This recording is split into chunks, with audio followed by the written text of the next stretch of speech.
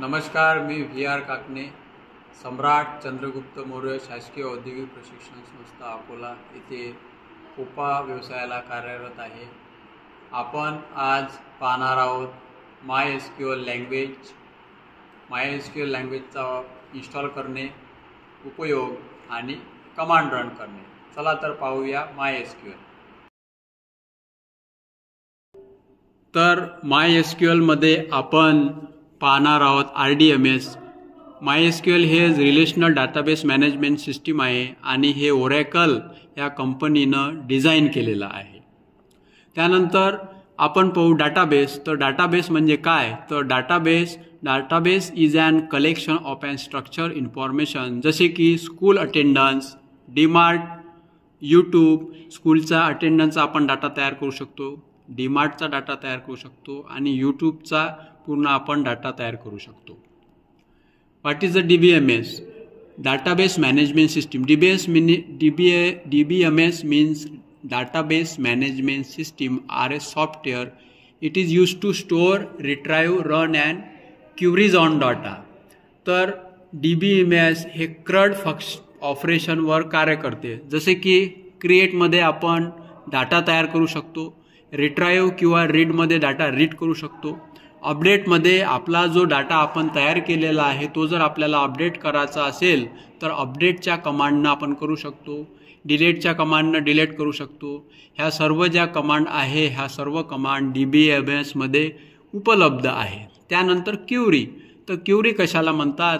तर ज्या काही आपल्याला माहिती पाहिजे असेल, इन्फॉर्मेशन इन करायचं असेल तर क्युरीच्या माध्यमातून आपण डाटा DBMS मध्ये किंवा SQL मध्ये टाकू शकतो आणि काढू शकतो। तर याला काही सिंटॅक्स आहे, त्या सिंटॅक्सच्या माध्यमातून आपण हे सर्व करू शकतो। Question, exactly in which location data will store? तर DBMS हे असं सॉफ्टवेअर आहे का यामध्ये आपण डाटा स्टोअर करू शकतो। जसे की इंस्टाग्राम आहे, याचा डाटा हा डाटाबेसमध्ये सेव्ह राहतो, व्हॉट्सअपचा डाटा हा डाटाबेसमध्ये सेव्ह राहतो। जोपर्यंत आपण जोपर्यंत आपण आपलं व्हॉट्सअप, इंस्टाग्राम डिलीट करत नाही तोपर्यंत डाटाबेसमधला डाटा डिलीट होत नाही। डाटाबेसचे प्रकार, तर डाटाबेस हे दोन प्रकारचे असतात, जसे की रिलेशनल डाटाबेस आणि नॉन रिलेशनल डाटाबेस। रिलेशनल डाटाबेसला SQL स्ट्रक्चर क्युरी लँग्वेज म्हणतात आणि नॉन रिलेशनलला NoSQL हे म्हणतात। तर आता आपण पाहू what is relational database. Relational database a collection data item with pre defined relation between them, म्हणजे ज्याच्यामध्ये काहीतरी दोन डाटामध्ये काहीतरी संबंध, परस्पर संबंध आहे किंवा टेबलमध्ये संबंध आहे, रोमध्ये संबंध आहे किंवा कॉलममध्ये काहीतरी रिलेशनशिप आहे, त्याला रिलेशनल डाटाबेस म्हणतात। SQL डाटाबेस कोणकोणते अवेलेबल आहे आपल्याला? तर आपल्याला अवेलेबल आहे MySQL, oracle, SQL server, Postgres आणि मायक्रोसॉफ्ट ॲक्सेस। हे सर्व डाटाबेसचे प्रकार आहे। या डाटाबेसमध्ये आपण डाटा सेव्ह करू शकतो। त्यानंतर आपण कशाचा डाटा आपण तयार करू शकतो? फॉर एक्झाम्पल, सेल्समध्ये आपण कस्टमरचा डाटा तयार करू शकतो, स्टाफमध्ये आपण स्टाफचा डाटा तयार करू शकतो, प्रोडक्शनमध्ये आपण प्रोडक्शनचा डाटा कस्टमरमध्ये कस्टमरचा ID, त्याचं नाव, आडनाव, फोन नंबर, ईमेल्स आणि इतर। तसेच स्टाफमध्ये सुद्धा स्टाफचा ID, त्याचा first name, last name, email ID, phone number हा आपण डाटा तयार करू शकतो। प्रोडक्शनमध्ये कॅटेगरी, प्रोडक्टची कॅटेगरी, प्रोडक्शन किती झालं, किती खपल्या गेलं, हे सर्व आपण करू शकतो। What is a NoSQL database? तर NoSQL डाटाबेस म्हणजे not only SQL database type of database that differ from the traditional or relational database. तर NoSQL डाटाबेस हा डाटाबेसपेक्षा वेगळा असतो। They are design to handle large volume of unstructure, semi structure or structure database. म्हणजे जो हा structure नसतो किंवा सेमी स्ट्रक्चर असतो त्याला NoSQL डाटाबेस म्हणतात। फॉर एक्झाम्पल आहे MongoDB हा NoSQL डाटाबेस आहे। तर आपल्याला डाटाबेस सॉफ्टवेअर आपल्या कम्प्युटरमध्ये इन्स्टॉल करावं लागते आणि MySQL सॉफ्टवेअर हे ओपन सोर्स सॉफ्टवेअर आहे। तर ओपन सोर्स सॉफ्टवेअर म्हणजे ज्या सॉफ्टवेअरसाठी आपल्याला पैसे मोजावं लागत नाही, जे आपल्याला गुगलवर फ्री ऑफ कॉस्ट उपलब्ध असतात, त्याला ओपन सोर्स सॉफ्टवेअर म्हणतात। तर MySQL हे ओपन सोर्स सॉफ्टवेअर आहे। ओपन सोर्स सॉफ्टवेअर आपल्याला हे गुगलवरून डाउनलोड करायला लागते। त्यासाठी install server community MySQL community server install करावं लागते आणि इन्स्टॉल MySQL वर्कबेंच हे आपल्याला गुगलवरून इन्स्टॉल करावं लागेल. तर चला तर पाहूया आपण MySQL सॉफ्टवेअर हे गुगलवरून कसं इन्स्टॉल करायचं. सर्वात पहिले आपण गुगलवर mysql.com टाईप करायचं. mysql.com टाईप केल्यानंतर आपल्याला अशी स्क्रीन दिसेल. त्यामध्ये आपल्याला MySQLवर क्लिक करायचं. MySQLवर क्लिक केल्यानंतर आपल्याला दुसरी स्क्रीन दिसेल डाउनलोडच्या स्क्रीनवर क्लिक केल्यानंतर आपल्याला तिसरी स्क्रीन दिसेल MySQL कम्युनिटी डाउनलोड. तर हे आपल्याला डाउनलोड करायचं आहे. त्यानंतर आपल्याला MySQL इन्स्टॉलर फॉर विंडोज दिसेल, ते डाउनलोड करायचं आहे. ते डाउनलोड केल्यानंतर आपल्याला येथे कम्प्युटरला सांगावं लागेल का आपल्याला किती बीटचं डाउनलोड करा, 64 बीट 32 बीट, त्याप्रमाणे आपल्या ऑपरेटिंग सिस्टीम अनुसार आपण हे डाउनलोड करू शकतो. त्यानंतर आपल्या download MySQL installer web community असं डाउनलोड होईल. हे डाउनलोड झाल्यानंतर आपल्याला वर्कबेंच इन्स्टॉल करायचं आहे. नंतर MySQL शेल इन्स्टॉल करायचा. हे सर्व इन्स्टॉल आपण आपल्या कम्प्युटरमध्ये केल्यानंतर आपल्याला MySQL जे सॉफ्टवेअर आहे त्याचा आपल्याला उपयोग करता येईल. तर अशा प्रकारची स्क्रीन आपल्याला दिसेल. डाउनलोड झाल्यानंतर आपण आपलं सॉफ्टवेअर ओपन करू, अशी स्क्रीन दिसेल MySQL. तर what is a database table. तर डाटाबेस टेबल म्हणजे काय. तर डाटाबेस टेबल म्हणजे collection of the rows and column that contain relation data म्हणजे एखाद्या व्यक्तीचा डाटा आणि त्याच्याशी कन्सर्न असलेला इतर डाटा, जसे की email ID, date of birth, Aadhaar card इत्यादी. तर हा डाटाबेस एक टेबल आहे. जसा ID दिलेला आहे, नाव दिलेलं आहे, ईमेल ID दिला आहे आणि डेट ऑफ बर्थ दिलेला आहे. डाटाबेस स्कीमा म्हणजे काय. तर डाटाबेस स्कीमामध्ये आपल्याला आपण पाहतो टेबल आहे, रिलेशनशिप आहे आणि कॉन्स्ट्रेंट आहे. डाटाबेस स्कीमामध्ये आपण इन्स्टॉल केल्यानंतर आपल्याला अशी स्क्रीन दिसेल डाटाबेस स्कीमाची. त्यानंतर आपण पाहूया डाटाबेसच्या काय डाटाबेसच्या कमांड्स, त्याला स्टेटमेंट म्हणतात आणि कमांड स्टेटमेंटसारख्या लिहिलेलं असतं म्हणून त्याला स्टेटमेंट म्हणतात. तर डाटाबेसच्या कमांड, जसं आपल्याला जर डाटाबेस आपल्याला MySQLमध्ये तयार करायचा आहे तर आपण कमांड वापरू क्रिएट डाटाबेस itr.db. itr.db नावाचा डाटाबेस आपण आपल्या कम्प्युटरमध्ये तयार केला आणि आपल्याला तो वापरायचा असेल तर यूज itr.db अशी आपण कमांड लिहू. त्यानंतर डाटाबेस कमांडमध्ये टेबल क्रिएट करण्यासाठी कोणती कमांड वापरायची. तर कमांड वापरायची आहे आपल्याला create table name. Create table name हे चेंज होईल. त्यानंतर left parenthesis column 1 data type, column 2 data type, column 3 data type.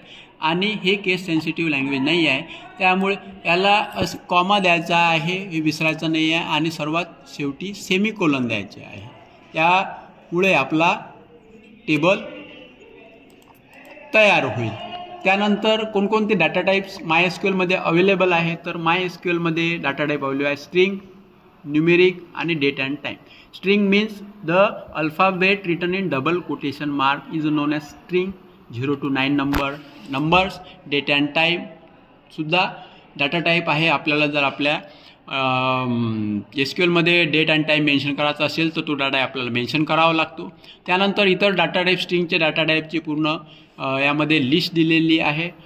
तर जसे की कॅरमध्ये डिस्क्रिप्शनमध्ये आणि स्टोरेज, त्याला किती स्टोरेज घेतो आणि इतर पण यामध्ये दिलेला आहे. त्यानंतर आहे न्यूमेरिक डाटा टाईपमध्ये अलग डाटा टाईप दिलेले आहे, त्याचं डिस्क्रिप्शन दिलेलं आहे आणि त्याची रेंज दिलेली आहे. डेट अँड टाईममध्ये त्याचा फॉर्मॅट दिलेला आहे, तसं टाईममध्ये सुद्धा फॉर्मॅट दिलेला आहे. आता आपल्याला ॲक्च्युअल वर्क करायचं आहे. MySQL कमांड रन करायची आहे, टेबल डिझाईन करायचा आहे. त्यासाठी आपण एक छोटासा टेबल डिझाईन करू.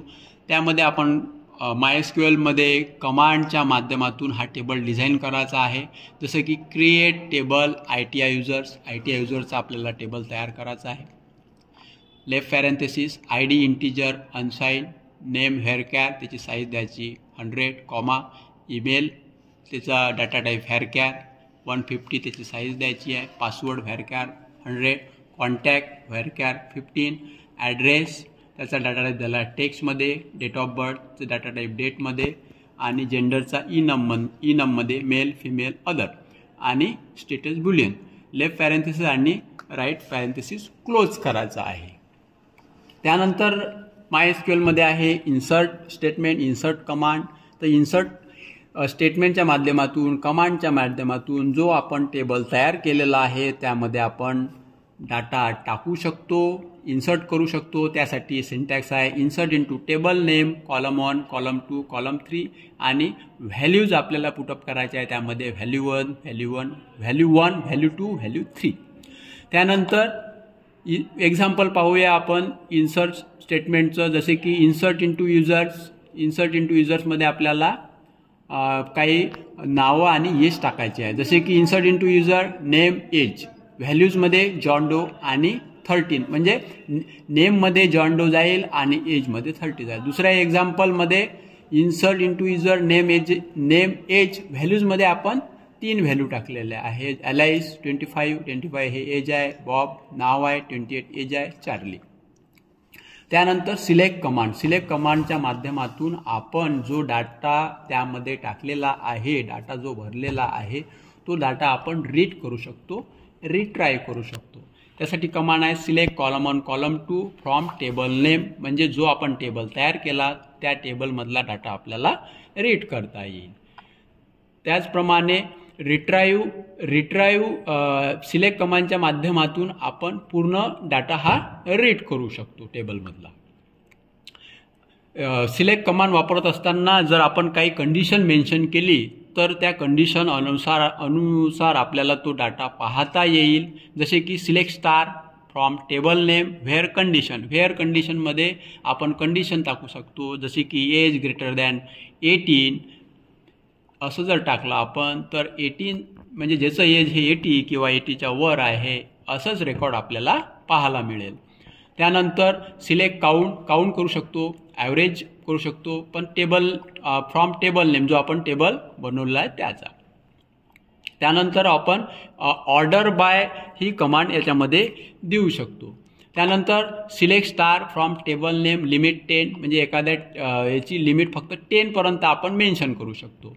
अपडेट स्टेटमेंटच्या माध्यमातून किंवा अपडेट कमांडच्या माध्यमातून आपण आपला जो डाटा त्यामध्ये फिलअप करलेला आहे, इन्सर्ट केलेला आहे त्याला आपण अपडेट करू शकतो. त्यासाठी कमांड आहे update table name set column 1 equal to value, column 2 equal to value where condition. तर जो डाटा आपण याच्या अगोदर भरलेला आहे त्याच्यातली माहिती आपण अपडेट करू शकतो आणि कंडिशन देऊ शकतो की कोणत्या टेबलची माहिती अपडेट व्हायला पाहिजे ती. त्यानंतर अपडेट स्टेटमेंट करत असताना आपण व्हॅल्यू अपडेट करतो आणि त्याला कंडिशन देणे गरजेचे असते, कारण की जर कंडिशन नाही दिली तर सर्व जो टेबल आहे तो अपडेट होईल. त्यानंतर अपडेटसाठी एक अजून दुसरं उदाहरण पाहूया. जसे की अपडेट स्टुडंट म्हणजे स्टुडंटचा जो डाटा टेबल तयार केलेला आहे आपण तो अपडेट करता. Set student name equal Alice age equal to 28 where student ID equal to 1 2 3. तर ह्या एक्झाम्पलमध्ये ज्याचा स्टुडंट ID हा 1 2 3 आहे त्याचाच डाटा हा अपडेट होईल. त्यानंतर डिलीट कमांड आहे. डिलीट कमांडमध्ये आपल्याला आपण डिलीट टेबल करू शकतो किंवा त्यामधलं कंडिशन जर दिली तर त्यामधला आपण डिलीट रेकॉर्ड करू शकतो. त्यासाठी डिलीट फ्रॉम टेबल नेम आणि व्हेअर कंडिशन. डिलीट फ्रॉम म्हणजे डिलीट कशातून करायचं आहे, रेकॉर्ड कोणतं डिलीट करायचं आहे, टेबल नेम आपल्याला मेन्शन करावं लागेल आणि तर कंडिशन द्यायला लागेल. कंडिशन हे ऑप्शनल आहे. कंडिशन जर दिलं नाही तर पूर्ण डाटा डिलीट होईल. एक उदाहरण पाहूया. जसं की डिलीट फ्रॉम एम्प्लॉईज. हा एम्प्लॉईजचा डाटा आहे, तिथे आपण कंडिशन मेन्शन केलेली आहे where employees ID equal to 456. It's means that the data of the employee ID 456 is deleted. ही कंडिशन दिल्यामुळे आपण याच्यात पूर्ण हा 456चा डाटा हा डिलीट होईल. त्यानंतर काही कन्स्ट्रेंट दिले त्याच्या SQLमध्ये आपल्याला वापरायचे आहे. जसे की युनिक, प्रायमरी की, फॉरेन की, नॉट नल ह्या कन्स्ट्रेंटच्या माध्यमातून आपल्या MySQLमध्ये हे ॲक्युरेसी येते. जसे की कोणकोणते कन्स्ट्रेंट आहे, नॉट नल, युनिक, प्रायमरी की आणि फॉरेन की आणि शेक. तर नॉट नलमध्ये आपल्याला याच्यामध्ये नॉट नल म्हणजे आपल्याला काही ना काही माहिती भरावी लागते. जर माहिती भरली नाही तर आपण त्यामध्ये तो डाटा सेव्ह करू शकत नाही. युनिकमध्ये युनिक फील्ड तयार करायची आहे का डुप्लिकेट डाटा तयार व्हायला नाही पाहिजे. स्टॉप कर.